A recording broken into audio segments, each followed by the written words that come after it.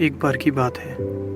लगभग एक 60 साल की महिला थी जिसने देखा कि उसने अपना पूरा जीवन उसी छोटे शहर में बिताया था, और जबकि उसने यात्रा करने और दुनिया को देखने के बारे में उत्साहपूर्वक सपने देखते हुए दशकों बिताए थे, लेकिन उसने इस सपने को रियलिटी में बदलने के लिए कभी एक कदम भी नहीं उठाया था।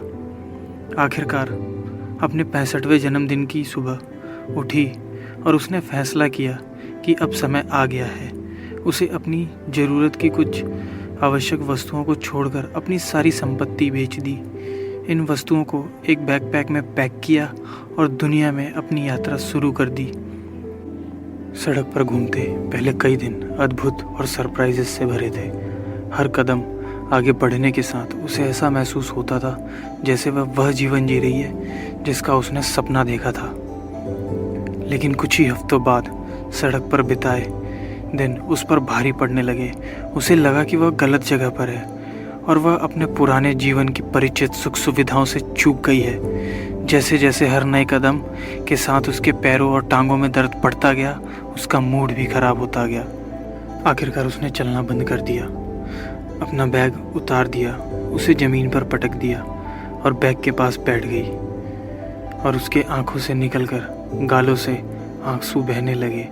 वह निराशाजनक रूप से उस लंबी और घुमावदार सड़क को देखती रही जो कभी एक अद्भुत दुनिया की ओर ले जाती थी, लेकिन अब केवल असुविधा और दुख की ओर ले जाती प्रतीत होती हैं।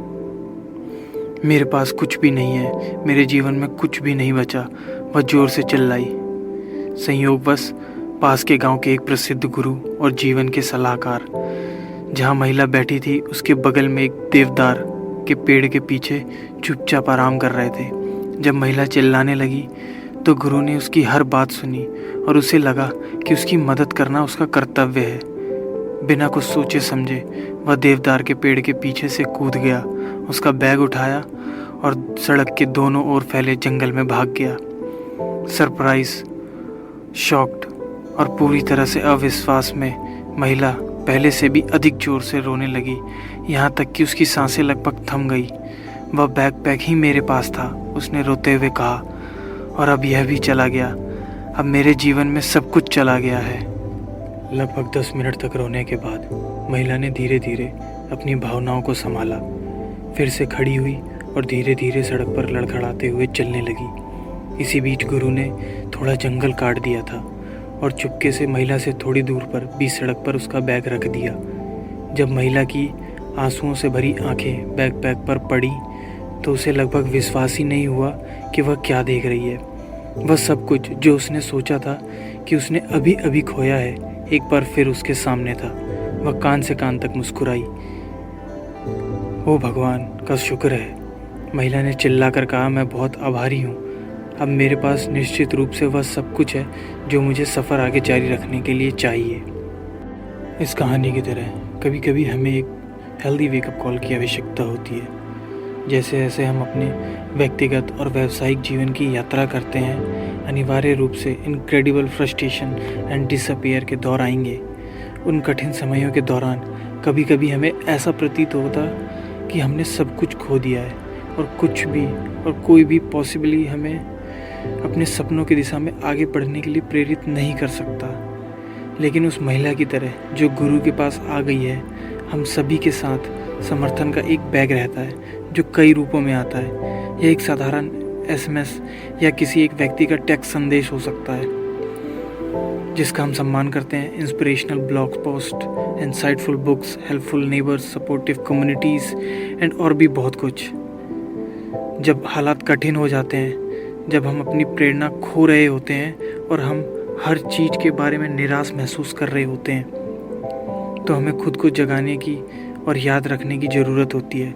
To trust the journey, even तब भी जब हम इसे नहीं समझ सकते। जो है उसे एक्सेप्ट करो, जो था उसे जाने दो और आगे की राह पर विश्वास रखो। हम जहाँ हैं वहीं से शुरुआत करें। जो हमारे पास है उसका उपयोग करें और जो हम कर सकते हैं वह करें। एक कदम बढ़ाएं, एक समय पर एक कदम बढ़ाएं। हमारे सामने आने वाले हर संघर्ष के पीछे छिपे ब्लेसिंग्स को देखें और उनके लिए अपने दिल और दिमाग को खोल के रखें। हमारे समर्थन के बैकपैक को पहचानने के लिए आशा और प्रेरणा के बाहरी स्रोत, एक रैंडम ग्रुप या बहुत अधिक कुटिल इरादों वाला किसी व्यक्ति के सामने इसे हमसे चुरा लेना है, ताकि हम फाइनली वह देख सकें जिसे हमने हमेशा हल्के में लिया है। उपस्थित रहें और अपने दिल और दिमाग पर टैप करें। होप और इंस्पिरेशन के हमारे आंतरिक स्रोत जो हमें अपने पैरों पर वापस खड़ा करने की शक्ति रखते हैं और हमें समर्थन के बैकपैक की राह पर ले जाते हैं, भले ही ऐसा दिखाई दे हमेशा के लिए खो जाना।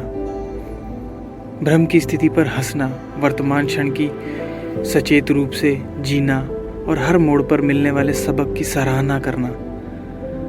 अपनी प्रगति की तुलना दूसरों से ना करें और स्वीकार करें कि हम सभी की अपनी जर्नी तय करने के लिए अपना समय चाहिए। यह देखने के लिए कि जिन चीज़ों को हम कभी नहीं चाहते थे या जिनकी हमने अपेक्षा नहीं की थी, उनमें से कितनी वह बन जाती हैं जिसकी हमें आवश्यकता है। जहां हम जाने का इरादा रखते हैं, ठीक उसी जगह पर ना पहुंच पाने से सहमत होना, जबकि सही समय पर सही जगह पर पहुंचने के लिए, संभावना के लिए खुद को खुला रखना, खुद को तैयार रखना। If you are struggling right now, तो इससे कोई फ़र्क नहीं पड़ता कि आपकी परिस्थितियाँ कैसी भी हों। अगला सबसे छोटा कदम उठाने के लिए आपके पास हमेशा वो सब कुछ होता है जिसकी आपको आवश्यकता होती है। या जैसे एक एपिक्यूरस ने बहुत गहराई से कहा है, जो आपके पास नहीं है उसकी इच्छा करके जो आपके पास है उसे बर्बाद मत करो। याद रखें कि जो आपके पास है वह कभी उन चीज़ों में से एक था जिसकी आपको केवल आशा थी। प्रेजेंट में रहो, कीप गोइंग। एक दिन में एक बार एक छोटा सा कदम उठाओ। Now it's your turn. Please leave a comment below and let us know hope, motivation और ग्रेटिट्यूड का एक स्रोत क्या है जिसकी ओर आप आमतौर पर रुख करते हैं।